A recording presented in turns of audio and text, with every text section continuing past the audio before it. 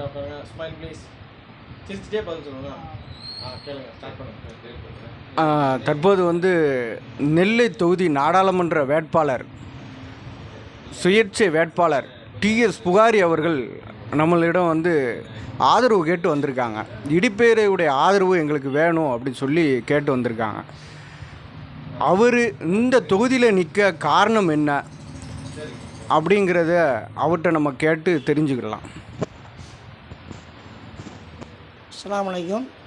அதாவது வர இருக்கக்கூடிய எதிர்வரக்கூடிய நாடாளுமன்ற தேர்தலில் நான் ஏன் போட்டியிடுகிறேன், ஏன் போட்டியிட வேண்டும் என்றெல்லாம் எல்லோரும் பலவாறாக கேட்பீங்க.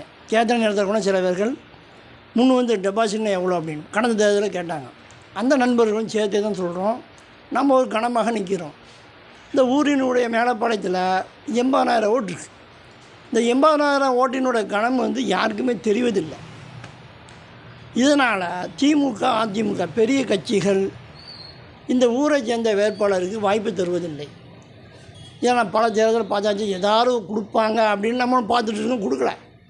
2011 ஒரே ட்ரிப்பு மண்டல சேர்மனாக இருந்த காடி ஆயத்திரலி கொடுத்தாங்க ஜெய தலைமையில் இருக்கும்போதும். அதுக்கப்புறம் யாருமே எந்த கட்சியுமே கொடுக்க முன் வரல. இது ஒரு ஆதகம் எல்லா மக்கள்கிட்டையுமே இருக்குது, எங்கிட்டையும் இருக்குது. ஏன்னா நம்ம களத்தில் ஒரு 30 வருஷமாக இருக்கோம். பல தேர்தலை இதே மாதிரி களத்தில் இருக்கீங்க.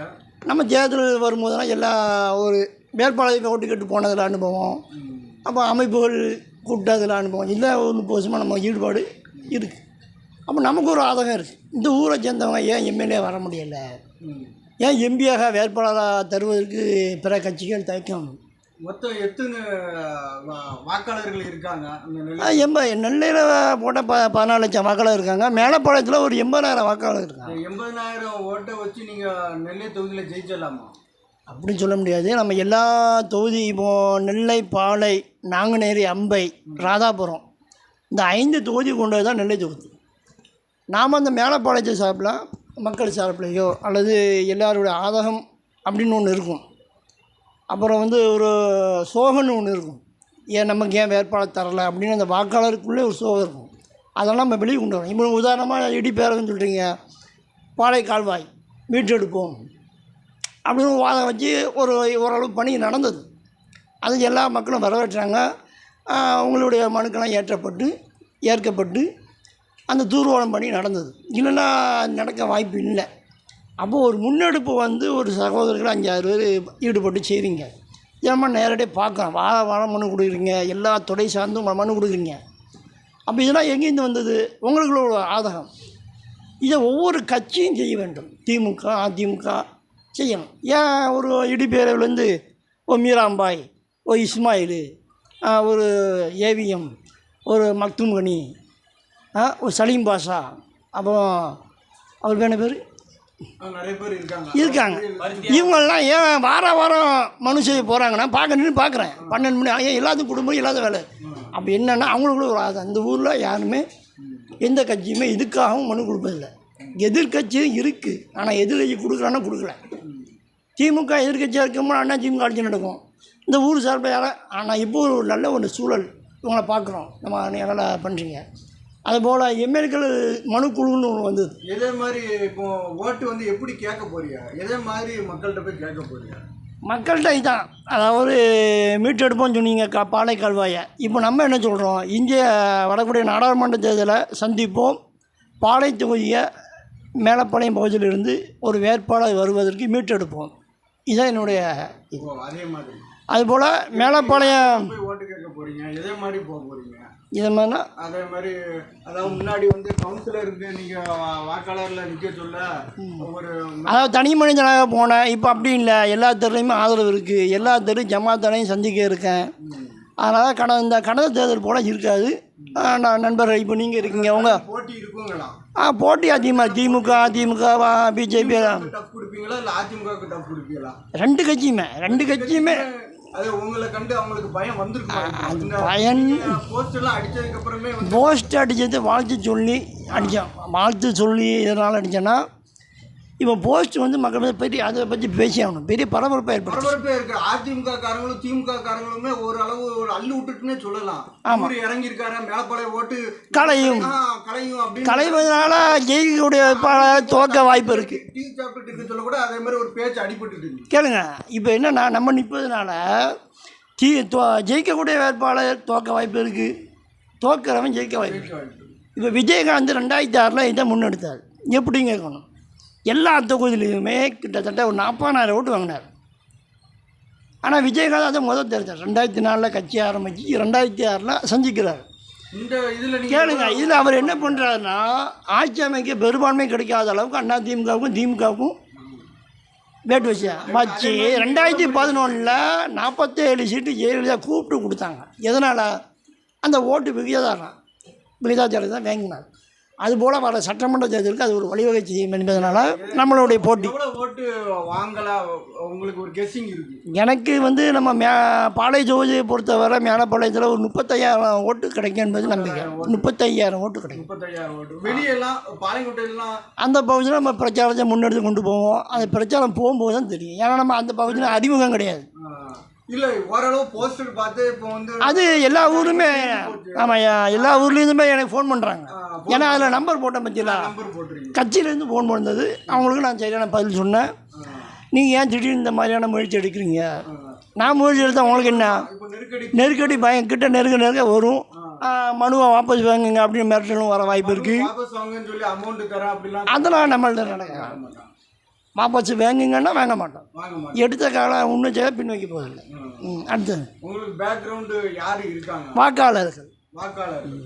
இதே மாதிரி வாக்காளருங்க இளம் வயதில் உள்ள வாக்காளர்கள், இளம் வயது வாக்காளர்கள், அப்புறம் முதிர்ந்து விட்ட வாக்காளர்கள், அப்புறம் வந்து சில வேலைக்கு அந்த அரசு அலுவலக விஷயமா போயிருப்பாங்க, பாதிக்கப்பட்டிருப்பாங்க. எத்தனை வாட்டி தேர்தல் அந்த வாக்காளர்களாம் இது வரைக்கும் எத்தனை வாட்டி தேர்தலில் நின்று நம்ம ஒரு 2 முறை நின்று 2016 பகுஜன் சமாஜில் போட்டியிடலை. மனு தாக்கல் பண்ணி அது தாக்கல் கிட்ட போகிற நேரத்தை டோக்கன் முடிஞ்சு போச்சு. இந்த மாட்டி வர சான்ஸில் முன்கூட்டியே நம்ம முதலாக பண்ணிடுவோம். வேறு என்ன தேர்தல்? ஒரு தேர்தல் தான் நின்று இருக்கலாம். அந்த போன நகரப்புற உள்ளாட்சியில் 44 வார்டில் போட்டுக்கிட்டேன். ஒரு 33 ஓட்டு கிடைச்சது. அந்த 33ல் கிடைக்கப்பட்ட வாக்குகள் அதிகமான வந்து சரியாக போய் மக்களை போய் ரீச் ஆகலாம். இதே மாதிரி முன்னாடியே ஒரு வீடியோ போட்டு இருந்தால் ரீச் ஆகிருக்கும். அதனால் கொஞ்சம் முன்னாடி கூட உங்கள்கிட்ட சொன்னேன் நான். அதனால் அதே மாதிரி ஒரு வெற்றியை எதிர்பார்க்கலாம். ஆமாம், கட்டாயமாக பார்க்கலாம். ஏன்னா இதனுடைய இந்த நாடாளுமன்றத்தினுடைய போட்டியின் அரசியல் போட்டி என்பது ஒரு வித்தியாசமாக இருக்கும். அதே நேரத்தில் மக்கள் மத்தியில் ஒரு அறிமுகம். அந்த சட்டமன்ற தேர்தலில் ஓட்டு பெறுவதற்கு எல்லாமே இருக்குது. ஜிபி ஏற்பாடு பண்ணியிருக்கோம். ஏன்னா அதில் ப்ளஸ் போர்டை வச்சுட்டு போயிட்டே இருக்க வேண்டியதான். ஒரு பிட் நோட்டீஸ் தேர்தலை சந்திப்பதுக்கு ஒரு பிட் நோட்டீஸ் போதுங்க, வேறு எதுவுமே வேண்டாம். எந்த உங்களுடைய இதை வந்து ஒரு திட்டம் இருக்குல்ல, நான் எம்பி ஆனால் என்ன செய்வேன் நாம் அது எப்படின்னா நெல்லை தொகுதியில் சரியான தொழில்பேட்டைகள் இல்லை. என்னுடைய முதல் இது அதுதான். நெல்லை மாவட்டம் முழுவதுமே நாங்குநேரி, அம்பாசமுத்திரம், ராதாபுரம், நெல்லை, பாளை பகுதியில் தொழில்கூடங்களை நாடாளுமன்றத்தில் பேசி ஒரு குறைஞ்சது ஒரு 1000 பேருக்கு தொழில் கொடுக்கறதுக்கு உண்டான ஏற்பாடுகளை செய்வோம். அதே நேரத்தில் அந்த பீடி தொழிலாளர்கள் அதிகமாக உள்ள இந்த பகுதிகளில் நிறைய நண்பர்கள் வந்து ஏற்கனவே வேலை பார்த்தாங்கல்ல, அவங்கன்னா அந்த பிஎஃப் பணம் வாங்காமல் இருக்கிறாங்க. அந்த ஃபண்டுலாம் நிறைய சேர்ந்து கிடக்கு. இவங்க போய் என்ன கேட்டாலும் இல்லைங்கலாம் பதில். பேங்கில் போய் கேட்டால் அவன் இதெல்லாம் நம்ம முன் வந்து செய்வோம். இதே மாதிரி இதெல்லாம் வந்து மக்களுக்கு செய்யலாம். அதுபோல் என்னுடைய பணின்னு எடுத்துக்கிட்டிங்கன்னா, இந்த கொரோனா காலத்துக்கு பிறகு மேலப்பாளையம் ரயில்வே ஸ்டேஷனில் நாகர்கோவில் பேசஞ்சர் நில்லாமல் போனது. அதை நிற்க வைப்பதற்கு திருவனந்தபுரத்தில் போய் மனு செஞ்சோம். திருவனந்தபுரம் கோட்டத்துக்கு போனோம். அங்கே போய் மனு செய்து முறையாட்டி என்னென்ன செய்யணுமோ அவங்க உடனே சொன்னால் எம்பிட்ட உங்கள் தொகுதி எம்பிட்ட லெட்ரு வாங்கிட்டு வாங்கினாங்க. லெட்ரும் போய் வாங்கினா கூட நண்பர் நானியார் பாய் அவர்கள் கூட வந்தாங்க. ஒரு 2-3 வாட்டி அலைஞ்சு அது இப்போ நின்றுட்டு போகுது. அதை இப்போ கோயம்புத்தூர் மட்டும் நிற்கலை. ஏன்னா அது ரொம்ப தூரமாக போகிறனா நிற்கலையா என்பது தெரியல. அதுக்குண்டான முயற்சி நாங்கள் பண்ணிட்டு தான் இருக்கோம். சரி, ரொம்ப சிறப்பாக சொன்னீங்க. சரிங்களா, மக்கள் எதே மாதிரி உங்களுக்கு வந்து எதிர்பார்க்குறான்னு நம்ம பார்த்துட்டு நமது முடிவையும் நம்ம சொல்லுங்க. நாடாளுமன்றத்துக்கான உள்ள தகுதி என்ன வேணும்? நீங்க நிக்கிறீங்களா? இப்போ இதே மாதிரி அவங்க தகுதியை கேட்பாங்க. அது நாமினேஷன் வந்து தான் பார்க்கணும். நாமினேஷனில் எல்லாமே போட்டிருப்பாங்க. அந்த நாமினேஷன் தாக்கல் பண்ணும்போது தான் தெரியும். ஏன்னா எம்எல்ஏ தேர்தலில் ஒன்று கொடுக்குறாங்க, கவுன்சிலருக்கு ஒன்று கொடுக்குறாங்க, மெம்பர் ஆஃப் பார்லிமெண்ட்டுக்கு அது வந்தால் தான் நாமினேஷனில் படித்து பார்த்தா தான் தெரியும் தகுதிகள் என்னென்ன, அவருக்கு எவ்வாறு. ஜெயிச்சுட்டே வச்சுங்களா? இப்போ டெல்லிக்கு போன அன்றைக்கி நீங்கள் எப்படி பேசுவீங்க? இல்லை தமிழ் பேச ட்ரான்ஸ்ஃபர் ஆகுற எல்லாமே இப்போ திருமாவளவன் தமிழில் தான் பேசுகிறாரு. ஜோதிமணியா இல்லை அவர் பேசுகிறது உங்களுக்கு எப்படி? நீங்கள் பேசுகிறது நம்ம தமிழ் பேச அவங்க ஹிந்தியில் ட்ரான்ஸ்ஃபர் ஆகுது. அவங்க எல்லாமே மைக் செட்டு பண்ணியிருக்காங்களா, ட்ரான்ஸ்ஃபர் பண்ணுறாங்க. சொல்ல அதே மாதிரி ட்ரெயினில் போவீங்களா? ட்ரெயினில் போகலாம், ஃப்ளைட்டில் போகலாம். அதே மாதிரி எங்களுக்குலாம் ஒரு வாய்ப்பு கொடுப்பீங்களா? வாங்க கூட வாங்க, அது மாதிரி ஓட்டுக்கட்டு போகும்போது வாங்க. ஓட்டுக்கட்டு போச்சல இதே மாதிரி எங்களுக்கு தருவீங்க, இதே மாதிரி சாப்பாடு இதே மாதிரி வகையான இதெல்லாம் கேட்டேன். இல்லை வரம் அதாவது வேலைக்கு போகும்போது எல்லாத்துக்குமே எல்லாமே கொடுப்பாங்க, சும்மா வெங்கையில் கொடுப்பாங்க. அதுக்கு நான் எல்லா ஏற்பாடும் பண்ணியிருக்கோம். ஒரு 50 பேரை நம்ம இந்த வாட்டி ஏற்பாடு பண்ணியிருக்கோம். உங்கள் தரப்பில் இடிப்பேரவை தரப்பில் உங்களோட அனுபவங்களை தாங்க, உங்கள் குடும்ப நண்பர்கள் ஓட்டையும் தாங்க இன்ஷா அல்லாஹ். சரிங்களா?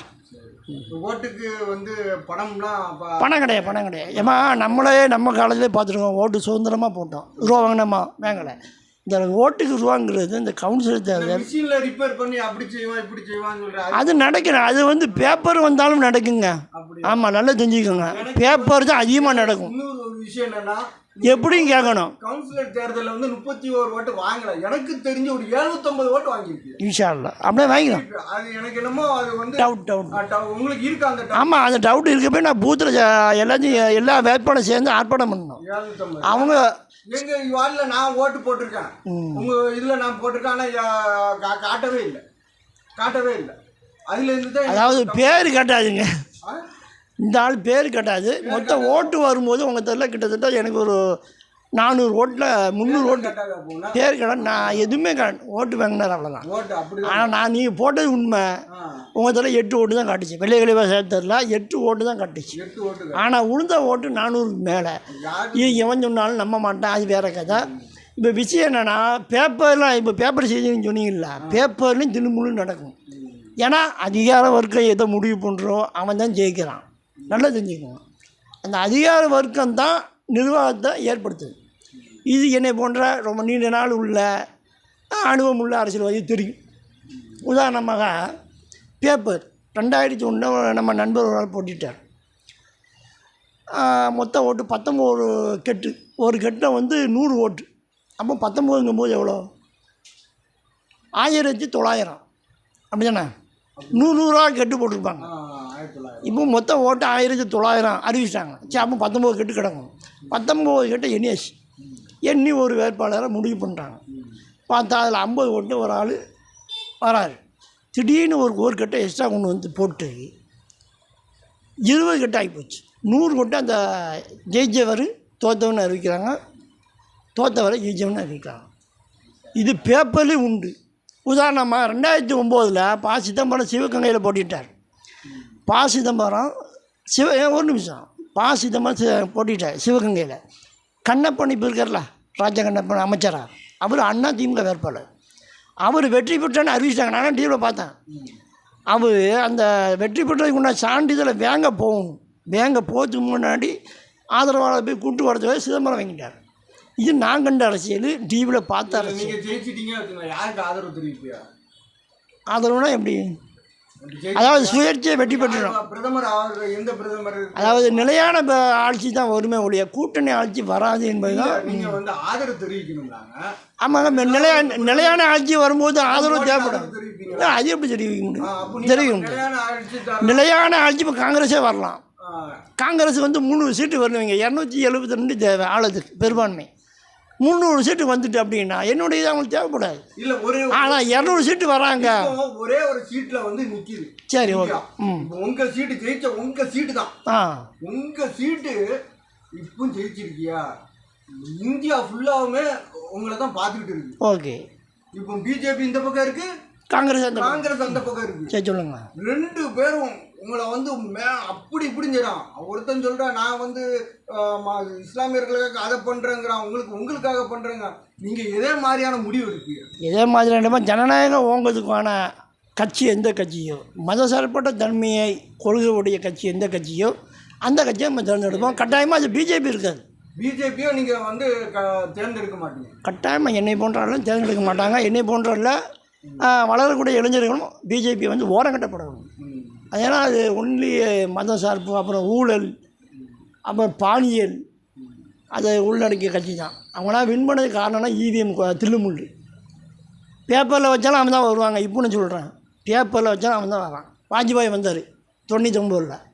எப்படி வந்தார்? எல்லாம் தில்லுமுள்ளு. ஆக ஆன்லைன் மூலமாக ஓட்டு போட்டால் கூட ஒரு நிலையான ஆட்சினா வரும்.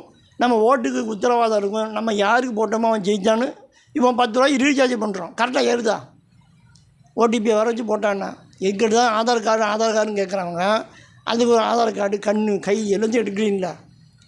அதான் அப்படியே நீ இதில் இவிஎம் செட் பண்ணி ஒரு தேர்தல் நடத்தி பாறேன், அதில் என்ன முடிவோட மக்கள் இயக்கட்டும். இதுதான் நம்மளுடைய கோரிக்கை. ரொம்ப சிறப்பாக பேட்டி கொடுத்தீங்க. சரிங்களா? ரொம்ப ஆதரவு உண்டு. இடிப்பேரை ஆதரவு தர வேண்டும். இல்லை அதாவது நீங்கள் வந்து ரீச் ஆகிட்டீங்க, பாலைக்கால் வாயை மீட்டெடுப்போனுங்க ஒரு கோரிக்கை வச்சு அது தகவல் நடந்தது, பணிகள்லாம் நடந்தது. உங்கள் பின்னாடி மக்கள் இருக்கிறாங்க. அதனால் உங்களோட ஆதரவு நமக்கு தேவை என்பதை இதன் மூலமாக நான் சொல்கிறோம். மக்கள் ஆதரவு கட்டாயமாக இருக்குது. ஒரு போஸ்ட்னே தெரிஞ்சு போச்சு, இன்ஷால்லா தெரிஞ்சு போச்சு. மக்களுடைய மனநிலை பிடிச்சி பாருங்க. மேலப்பாளைய அதிமுக, திமுக, காங்கிரஸ் பல கட்சி பிரமுகர்கள் வந்து ஒரு பயம். அது உண்மை. ஒரு போஸ்டரு நான் மனு தாக்கல் பண்ணி களத்தில் இறங்கிட்டால் அவ்வளோதான், ஓட்டு ஃபுல்லாக எனக்கு.